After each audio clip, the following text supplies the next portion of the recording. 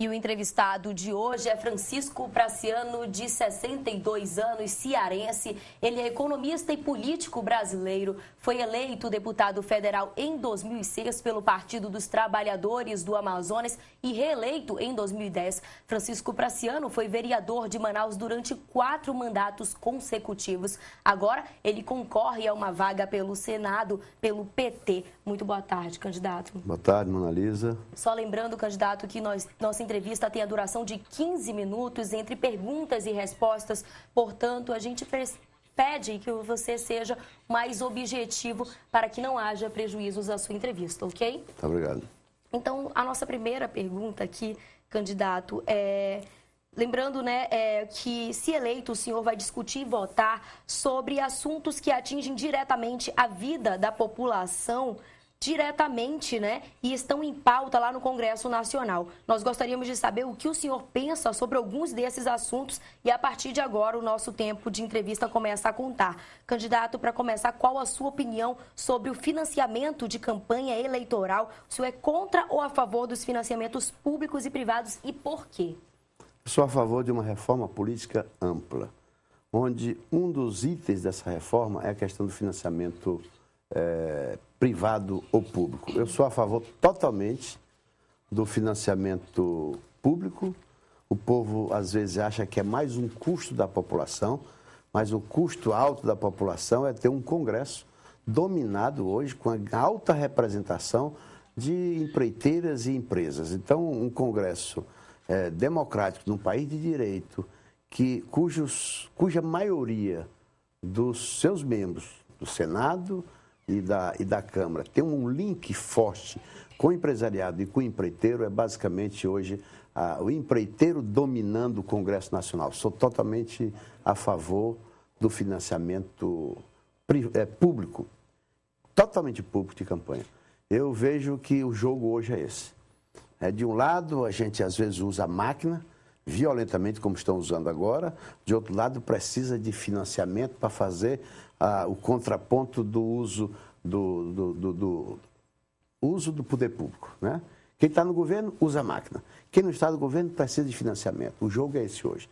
Ou você está fora desse jogo ou entra nesse jogo. Senão você não tem competitividade.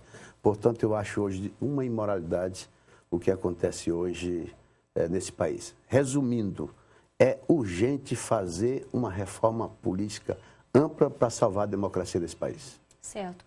E qual é a sua posição sobre a maioridade penal? Eu sou contra. Eu acho que o jovem não deve ser penalizado. Esse país precisa de muito investimento em educação, precisa de muito investimento no social. Precisamos ver com prioridade o jovem e eu acho que essa questão da maioridade, ela não resolve o problema. Eu sou a favor de manter como está hoje, E não acredito que penalizar o jovem, colocar na cadeia, colocar numa prisão, porque inclusive nós não temos hoje uma condição, objetivamente, claramente, uma condição de ressocializar um jovem nas condições dos nossos presídios, na condição das nossas casas de reforma. Temos que investir em equipamento para ressocializar, para recuperar o jovem, para se mexer dessa história da idade. Certo. Sou contra. E o que o senhor acha da unificação das polícias com o fim da polícia militar? Eu acho que é uma possibilidade. Eu não vejo isso com uma coisa crítica. Tem que ser uma questão discutida com a sociedade. O que nós precisamos, de fato, é você ter uma polícia mais preparada, melhor paga, estruturada, treinada. Não aconteceu o que está acontecendo hoje. Hoje você tem um projeto chamado Ronda nos bairros, onde se aluga carros, caríssimos, por sinal, e coloca policiais dentro desses carros, saindo à toa pela cidade, sem planejamento, sem conhecer o mapa vermelho da cidade, ou o mapa da violência da cidade, sem indicadores, sem metas. Ou seja, precisamos ter uma polícia bem treinada, junta ou não, muito bem treinada. E principalmente, na minha opinião, a questão da polícia judiciária, Um delegado ou uma delegacia hoje tem que estar muito bem estruturada para instruir processos, para dar mais velocidade à justiça brasileira, assim como o Ministério Público também deve sofrer também essa reestruturação. Essa é a minha opinião. Os órgãos, uma coisa que eu tenho lutado na Câmara é pelo aperfeiçoamento do Estado brasileiro. Ontem alguém disse, uma ministra do Supremo disse que o Estado brasileiro está falido. Eu até acredito nisso. Nós precisamos estruturar, investir, nos preocupar com o aperfeiçoamento dos órgãos desse país, principalmente os órgãos de fiscalização. Mas eu diria que esse aperfeiçoamento passa, primeiro, por aperfeiçoamento legislativo, precisamos de leis melhores, precisamos atualizar nossas leis, principalmente aquelas de combate à corrupção, e segundo, o aperfeiçoamento, a estruturação dos órgãos brasileiros, principalmente a justiça. Certo. E qual a sua posição a respeito do aborto, candidato? Eu sou contra. Sou totalmente a favor da vida. Mas eu sei que hoje o aborto clandestino representa um problema de saúde pública. O Estado brasileiro tem que tratar dessa questão do aborto clandestino, da questão da saúde pública, mas sou totalmente contrário ao aborto e totalmente a favor da vida. E qual a sua opinião sobre o casamento entre pessoas do mesmo sexo? Nenhum problema. Eu não tenho nenhum preconceito contra isso.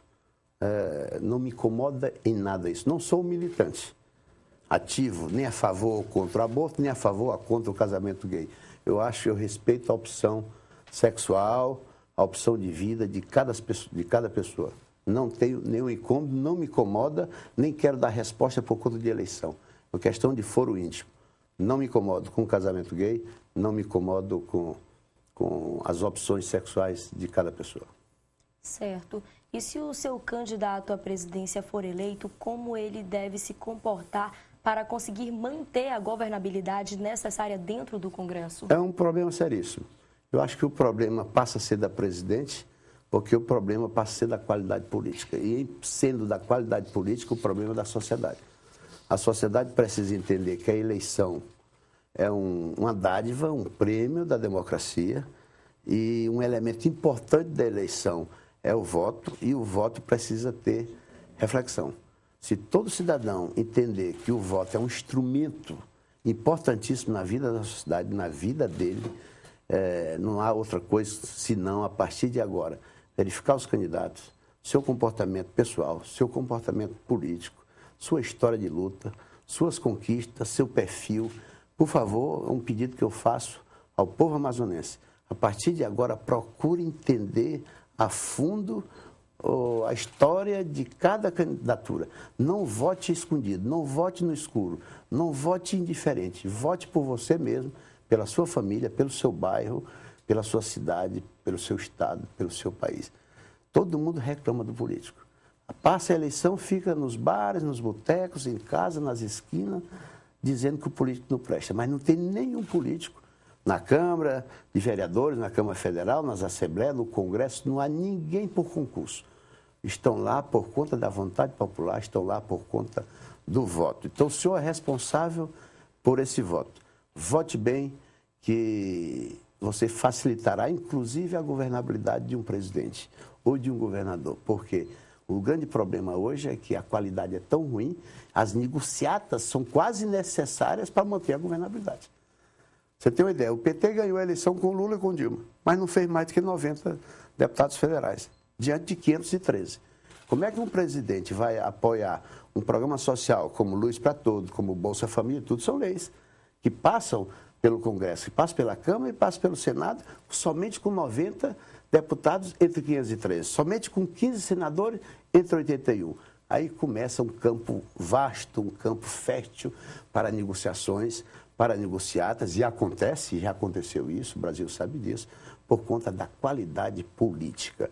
E o povo é responsável para manter essa qualidade política. Mantendo essa qualidade política, com a boa representação no Congresso, não precisa de negociações nem de negociatas. Certo. E o senhor acha que a quantidade de parlamentares no Congresso deveria aumentar por cada estado? Não, eu acho que a regra deveria ser mantida. Já existe uma regra que não pode o estado do Amazonas ter menos deputado federal do que o estado do Maranhão, que tem uma população menor do que a nossa. Então, infelizmente, o Congresso e a Justiça brasileira não entenderam que existe uma lei. A lei define quais são as regras do jogo. Cada estado tem uma quantidade de deputado federal conforme a sua população. Mantida essa proporcionalidade, o que nós temos hoje, basicamente, é suficiente.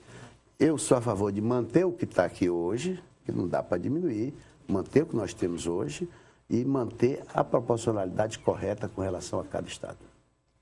E qual a sua opinião aí sobre a prorrogação da Zona Franca de Manaus? A prorrogação da Zona Franca de Manaus é uma necessidade. Eu nunca imaginei que não pudesse passar, mas imaginei que para passar seria uma dificuldade. Quem definiu muito bem essa luta hoje foi a Dilma. A Dilma que é responsável por isso. O projeto é dela, de ampliar a partir de 2023, às vezes a sociedade não sabe disso, até 2073. Nós temos ainda quase 60 anos de Zona Franca. Até 2023 nós estamos na prorrogação do Lula. E de 2023 até 2073 a prorrogação da Dilma.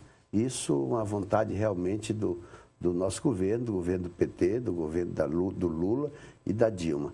E a luta no Congresso foi baseada numa bela de uma negociação com todas as bancadas e quem poderia fazer essa boa negociação? A Dilma. E a Dilma ajudou nesse processo, obviamente, com o apoio do líder do governo no Senado, que foi um apoio determinante do Eduardo Braga, por ser líder, por ser um grande articulador, facilitou e acelerou a aprovação da Zona Franca de Manaus. Toda a bancada, todos os deputados federais aqui, tem que ser justo, se envolveram na articulação. Mas o maior responsável por essa articulação, por ter facilidade e um grande diálogo com a presidente, chama-se Eduardo Braga, com apoio de toda a bancada federal. Certo, agora vamos falar sobre reforma administrativa. O senhor acha que o governo federal tem mais ministros do que deveria? Acho que não, porque o governo federal... Eu já fui um gerente de fábrica. Então, você tirar gorduras, reduzir o tamanho do Estado, o gigantismo do Estado, sempre, ou de uma empresa, sempre tem que ser uma meta, né? Mas eu vejo alguns ministérios que têm o nome de ministério, mas são especializados em algumas coisas e uma estrutura pequena. O nosso governo, o governo do PT, o governo da Dilma, o governo do Lula, é um governo de grande preocupação, tem grandes preocupações com o social, com a sociedade. Então, nós criamos ministérios de pequena estrutura especializados em mulher, que é o Ministério das Mulheres, o Ministério da Igualdade Racial, o Ministério da Juventude, é o Ministério vários ministérios pequenos, que espanta quando ele está computado, somado com a quantidade de ministérios que tem por aí. Acho que um governo que presta muito serviço, um governo que lê muita sociedade, tem a sociedade como fonte, preocupado com as preocupações da sociedade, prestando um grande serviço através dos maiores programas sociais do mundo, que é o programa social da Dilma e do Lula, precisa ter um suporte para manter, para gerenciar, para dar continuidade, para controlar os serviços públicos de um programa social como o da Dilma e como o do Lula. Certo. Qual a sua opinião sobre os parlamentares que estão faltando para fazer a sua candidatura? Eles fazer o seu trabalho, na verdade, no plenário, eles devem ter descontado o seu salário do dia? Qual a sua opinião? Eu acho que não. Vamos ser bem claros. Eu tenho um salário de deputado federal, fui 4 vezes vereador e não acrescentei nada no meu patrimônio. Não fiquei rico. Você não deve analisar um costume que eu acho democrático, pode se questionar como você está questionando, mas essa história de focar em salário de política é uma coisa que engana o povo. Político que é ladrão não fica rico por conta de salário, fica rico por conta de negociatas, por relações suspeitas com empreiteiro, com relações suspeitas aí com fornecedores. A corrupção não passa por salário. O salário é uma coisa pequena. Agora, ou você proíbe político se reeleger, ou como é que eu posso fazer a diferença? Sou candidato agora, ao mesmo tempo deputado federal. Os que não são ficam viajando pelo interior, fazendo campanha e eu preso dentro do Congresso. Então, o certo mesmo no período de eleição, fazer uma agenda que permita que a gente esteja na rua e esteja de vez em quando no plenário. Então, vejo uma coisa de pequena importância isso. Ou me deixam fazer campanha ou me proíbem fazer campanha. A regra hoje é que eu sou deputado federal, posso sair numa campanha, posso sair para a minha reeleição, posso sair para o governo. E se eu tomar essa decisão, como é que eu vou fazer ao mesmo tempo campanha, principalmente no Amazonas, que é um território, é um país, de grandes dimensões, de altos custos para fazer, inclusive, campanha no estado da Amazônia. Como é que eu vou fazer isso indo ao mesmo tempo para terça, quarta e quinta e sexta no Congresso? Impraticável, isso é hipocrisia, isso não é um problema na democracia. Hoje a democracia tem problema mais sério. É ser ficha limpa, é ter compromisso com o povo, é ter história, é ter perfil e ter um bom eleitor. Esses são os problemas principais de uma eleição. Candidato, qual aí, então, para finalizar, a diferença entre a sua candidatura e as dos seus concorrentes? O senhor tem aí aproximadamente 45 segundos para responder. Olha, eu quero ser parlamentar, eu quero ir para o Senado, porque eu tenho uma história de parlamento. 4 mandatos de vereador, a sociedade sabe e conhece a minha história, as minhas lutas e o meu perfil e o meu comportamento. Saí de vereador para federal, fui mais votado na capital, deputado federal. Depois eu fui o mais votado deputado federal do estado do Amazonas. Eu tenho história e estou legitimado para ir para o Senado. Agora tem gente que não tem essa história e que às vezes tem uma vida política suspeita, que pretende ser senador ou pretende ir para o Congresso para se esconder atrás de um fórum privilegiado, para não ser julgado a sua história, a sua péssima história de administração. No meu caso, não. A diferença é que eu quero ser senador para ter mais força para continuar com a mesma luta. Ok, candidato, o seu tempo encerrou. Muito obrigado. Na série sabatina de hoje, entrevistamos o candidato ao PT ao Senado, Francisco Praciano. Amanhã é a vez do candidato Omar Aziz, do PSD.